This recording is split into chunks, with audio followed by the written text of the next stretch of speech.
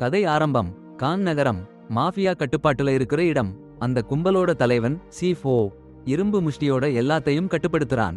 அவனுக்கு உதவியாளன் கிம் கில். நகரத்துல தொழிற்சாலை பிரிவுன்னா அவன் கையிலதான். ஒரு நாள் கில் சாய் முசாங்கன்னா ஒரு பெரிய ஆளை போய் பாக்குறான். மாஃபியால மரியாதைக்குரியவன், அண்ணன் மாதிரி கில் பாக்குறவன். அந்த முசாங் கும்பல்ல சந்தை பகுதியில அசுர வல்லமை படைச்சவன்.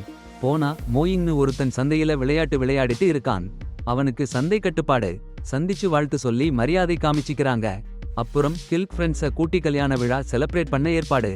ஆனா அவங்க ஃப்ரெண்ட் ஹியுங்கன் ஒரு பெரிய பிரச்சனை சொல்றான். கும்பல் உறுப்பினர்கள் சில பேர் திரைப்பிடிச்சு புடிச்சிருக்காங்க. ஆனா கில் சூப்னு ஒருத்தனுக்கு உயரதிகாரி பியான் ஷான்னு ஒரு போலீஸ் அதிகாரியோட டச் இருக்கு. அவங்க ப்ராப்ளம் சமாளிக்க உதவி பண்ணுவாங்க. சீக்கிரமா போலீஸ் சந்திச்ச உடனே பிரச்சனை. கில் சூப் கும்பல் தாங்களை எதிர்கொண்டாரு. ஆச்சரியம், பிடிப்பட்டவன் அவருடைய ஆளு இல்ல, லீ சாங் கப். தலைமை ஓட உள்ள வட்டாரத்துல நம்பிக்கையான ஆளு. நகரத்துல சூதாட்டமும் நைட் கிளப்புகளையும் கவனிச்சுட்டு இருக்கானுங்க.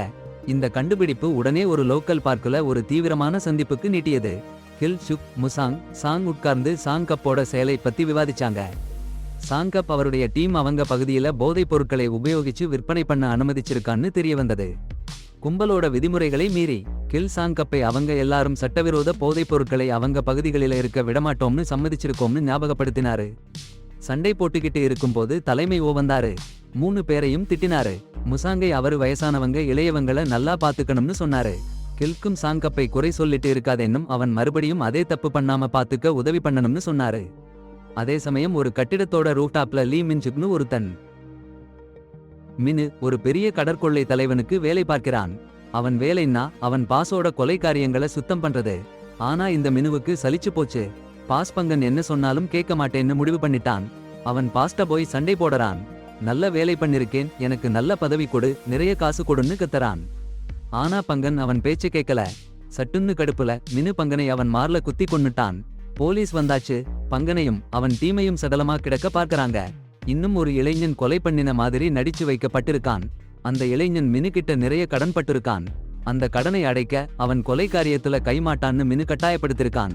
அப்புறம் அர்ஷா ரிசார்ட்ல C4 கில் சூக்கை சந்திக்க கோட்டாங்க. C4 கில் சூக்குக்கு ரிசார்ட்டோட ஒரு பகுதியை கொடுத்து சர்ப்ரைஸ் பண்றாங்க.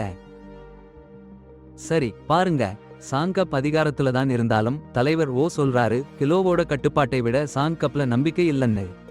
அடேங்கப்பா. சரி, கில் சுக் மறுமனசா அந்த பொறுப்பை ஏத்திக்கிறான். சில நாள் தான் ஆச்சு, ரிசார்ட் கவனிக்க ஆரம்பிச்சிருக்கான். அப்பதான் மினுக்கு எதிர்பாராம வருது. கில் சுக் மினுக்கு ஒரு பிரச்சனைக்காரன்னு தெரிஞ்சவன். உடனே சந்திக்கிறான். அடேங்கப்பா, மினுக்கு என்ன சொல்றான்னா திரெட் டில பிசினஸ் பண்ண தலைவர் டெரிட்டரியில அனுமதி கேட்கிறான். அட கடவுளே. கில் சுக் உடனே ஒருத்தர் பக்கம் நிக்குறான். கும்பலோட நியதிங்களை மீற மாட்டேன்னு கொள்கை பிடிச்சவன். மினுக் சீண்டல் பண்ணி சிகரெட் சாம்பலை சூப்ல போட்டுட்டு போயிடுறான். கில் சுக் சிரிச்சு அவன் குழந்தைத்தனமான செயலை பார்த்து சிரிக்கிறான். எல்லாத்தையும் கவனிச்சு அவங்க டெரிட்டரியை பாதுகாப்பா இருக்கணும்னு நினைக்கிறான். சில நாள் முன்னாடி கில் சுக்கும் முசாங்கும் கும்பல் உறுப்பினர் கல்யாணத்துக்கு போயிருந்தாங்க. கல்யாணம் சிறப்பா நடந்துச்சு. அப்பதான் சாங்செப் வருது. அவனுக்கு ரொம்ப கோபம். தலைவர் கிலோவுக்கு பொறுப்பு கொடுத்ததுல அவனுக்கு கடுப்பு. அரண்மனை ரிசார்ட் மேல் அவனுக்குத்தான் அதிகாரம் இருக்கணும்னு சொன்ன கிலோ சங் அப்பாவை சமாதானப்படுத்த முயற்சி பண்ணான். ஆனா அந்த பதற்றம் கொஞ்ச நேரத்திலேயே பயங்கர சண்டையா மாறிடுச்சு. அந்த குழப்பம் திருமணம் பண்ணிக்க போற பொண்ணுக்கு கேட்டுடுச்சு. அவங்க ரொம்ப வருத்தமா போயிட்டாங்க. சங்க அப்பா திருமணத்தை கெடுத்துட்டோம்னு குற்ற உணர்ச்சியோட அங்கிருந்து போயிட்டாரு. அன்றிரவு முசாங் கிட்ட போய் தலைவன் உடைய முடிவுக்கு எதிரா நின்னா சேர்ந்துடும்னு சங் அப்பா கெஞ்சினாரு. கிலோவுக்கு ரிசார்ட் கொடுத்திருக்க கூடாதுன்னு அவர் வாதிட்டாரு. ஆனா முசாங் அதையெல்லாம் பார்க்கவே இல்ல. அவருக்கு மார்க்கெட் ஏரியா தலைவனா இருக்கிறது சந்தோஷமா இருந்துச்சு. சண்டையில இறங்க அவருக்கு விருப்பம் இல்ல. சங் அப்பா ரொம்ப மன வருத்தத்தோட போயிட்டாரு. என்ன சப்போர்ட் கிடைக்க போறதுன்னு தெரியாம. அதே சமயம் ஒரு ஹோட்டல் ரூம்ல மின்சுக் ஒரு பொண்ணை பார்த்துட்டு இருந்தாரு. உன்னான்னு அவங்க பேர். அவங்க மின்சுக் கிட்ட ரொம்ப பணம் கடன் பட்டிருந்தாங்க. மின்சுக் சீரியஸா சொன்னாரு. அவங்க கொடுத்த பணம், அவளோட கடன் வட்டி மட்டும்தான் கட்டினாங்க. கடன் அப்படியே இருக்குன்னு சொன்னாங்க. கடன் முழுசா அடைக்கணும்னா நான் சொல்றதெல்லாம் கேளு, என்ன சொன்னாலும் கட்டளையிட்டாங்க. சில நாளைக்கு அப்புறம் மினுக் அவன் மகளை C4வை பார்க்க கூட்டிட்டு போனான். C4 சூரிய வெயிலில் உலர்த்திக்கிட்டு இருந்த மிளகாய் பார்த்துட்டு இருந்தாரு. மினுக் வந்ததை பார்த்து ஆச்சரியப்பட்டாரு. ஏன் வந்தேன்னு கேட்டாரு. மினுக் சாதாரணமா சுத்தி பார்க்க வந்தேன், மிளகாய் மாத்துறதுக்கு உதவி பண்றேன்னு சொன்னான். வேலை பண்ணிக்கிட்டு இருக்கும்போது கொலை பண்ணி நம்ம இலக்கை அடையணும்னு சொன்னான் மினுக். சீஃபோ சாந்தமா அது வேண்டாம், நம்பிக்கை கிடைச்சா எல்லாம் சாத்தியம்னு சொன்னாரு. சீஃபோ முடிச்சு பேசுறதுக்குள்ள மினு திடீர்னு அவரை அடிச்சு கொலை பண்ணிட்டான். சாட்சியம் மறைக்க சதி செஞ்சான். அவன் மகளை கொலை செஞ்சதா குற்றம் சாட்டினான். இதுதான் உன் கடன் கட்ட சந்தர்ப்பம்னு சொன்னான். கில்சுக் அந்த தாக்குதலை பத்தி கேள்விப்பட்டதும் ஹாஸ்பிடலுக்கு ஓடிப்போனாரு. ஆனா சீஃபோ இறந்துட்டாரு. அவன் காயங்களுக்கு பலியானான், இறந்து போனான். கொதிப்புல கடுங்கோபத்துல கிலோசி போலீஸ் ஸ்டேஷன் புரிஞ்சிட்டான். சீபோ வை கொன்ன யூனோ அங்க பிடிபட்டு இருந்தா. ஏன் கொலை பண்ணினேன்னு கேட்டான் கிலோ. ஆனா யூனோ ஒரு வார்த்தை பேசல, சும்மா இருந்தா. கிலோவுக்கு கோபம் வெடிச்சு போச்சு. அவளை அடிக்க போனான். போலீஸ் ஆபீசர் வந்து தடுத்தான். சீபோ வோட கடைசி நிகழ்ச்சி.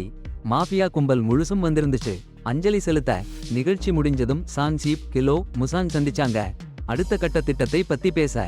யூனோ மினுக்கிட்ட ஒரு பெரிய கடன் வச்சிருந்தான்னு தெரிஞ்சிச்சு. சீபோ கொலைக்கு பின்னாடி மினுத்தான்னு சந்தேகம் வந்தது. பழி வாங்கணும்னு முடிவு பண்ணிட்டாங்க. Chang chief, Musang police officer Bang Chan கூட சேர்ந்து மினுக்கு ஒரு கூண்டை வச்சாங்க. மினு சட்டத்துக்கு புறம்பான மாத்திரை விற்பனையில இருக்கிறதா நிரூபிக்க. அப்புறம் போலீஸ் அவனை பிடிச்சு சிறையில போட்டுடுவாங்க.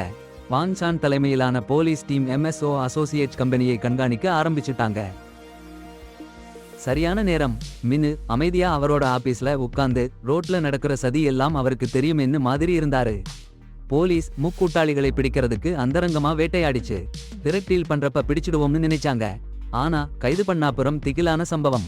திரக் இல்ல, டீ காபி தான். எல்லாமே மினு செஞ்ச கிண்டல். போலீஸ புத்திசாலித்தனமா ஏமாத்திட்டாரு. ஹெட் குவார்ட்டர்ல சாங் சீப், முசாங் போலீஸ் மினுவை பிடிக்க முடியலன்னு கேள்விப்பட்டதும் கடுப்பா போச்சு. சாங் சீப் மினுவை நேரடியா சந்திச்சு கொல்லணும்னு கொதிச்சு போயிட்டாரு. சோ இறப்புக்கு பழிவாங்கணும்னு முசாங்கையும் கூட கூட்டிட்டு போக சொன்னாரு. ஆனா அதிர்ச்சி, முசாங் கூட்டாளிங்களும் சாங் சீப்பையும் அவரோட டீமை கொடூரமா தாக்கி புரட்டி போட்டாங்க. வேற இடத்துல குக் ஓர் அடக்கமான பட்டியில் ஓய்வெடுத்துக் கொண்டிருந்த போது அவரது போன் அதிர்ந்தது. சட்டென்று சாங் கப். அவரது குரல் துயரத்தால் நிறைந்த மெலிந்த குரல். சாக போறேன்னு சொல்றாரு. ஆண்டுகள் தொடர்ந்து அவமானப்படுத்தி கஷ்டப்படுத்தியதுக்கு மன்னிப்பு கேட்குறாரு. சாங்கப் இன்னும் சொல்லிக் கொண்டிருக்கையில் முசாங் தோன்றிடுச்சு. சட்டென்று சாங்கப்பை கொன்றுவிட்டான். கில்சுக் அதிர்ச்சியிலேயே உறைந்து போனான். அடுத்து என்ன நடக்குமோன்னு தெரியாம கொஞ்ச நேரத்திலேயே மாங்கோட கூட்டாளி ஜங்மோ அந்த பட்டியல வந்து கில்லை கொல்ல முயற்சி பண்றான். கொடூரமான சண்டை. ஜங்மோ கில்ல கத்தியால குத்திவிட்டான். கில் காயமடைஞ்சு விழுந்தான். ஜங்மோ கில்லை முடிச்சு வைக்க போற நேரத்துல போலீஸ் சைரன் சத்தம். ஜங்மோ ஓடி போயிட்டான். கில் ரத்தம் சிந்தி கிடக்குறான். ஆனா உயிரோட இருக்கான். 3 மாதங்கள் கழிச்சு போலீஸ் ஸ்டேஷன் முன்னாடி மினுக் நிறைய பேரை போய் பார்க்கிறான். அவன் செஞ்ச கொலைகளுக்கு தப்புன்னு சொல்லி பிடிச்சவங்க அந்த போலீஸ் ஆபீசர் பாங் சான். மினு அவங்களை வீழ்த்திட்டானேன்னு கேட்டுட்டு நல்லா பாராட்டினாங்க. அடேங்கப்பா, நங்க மாஃபியாவே சிதறிப்போச்சு. சந்தேகம் நிறைஞ்ச சான் மினுவிட்ட கேட்டான், எப்படிடா முசாங்கை தன் கூட்டத்தோட எதிரிலே நிறுத்தினே?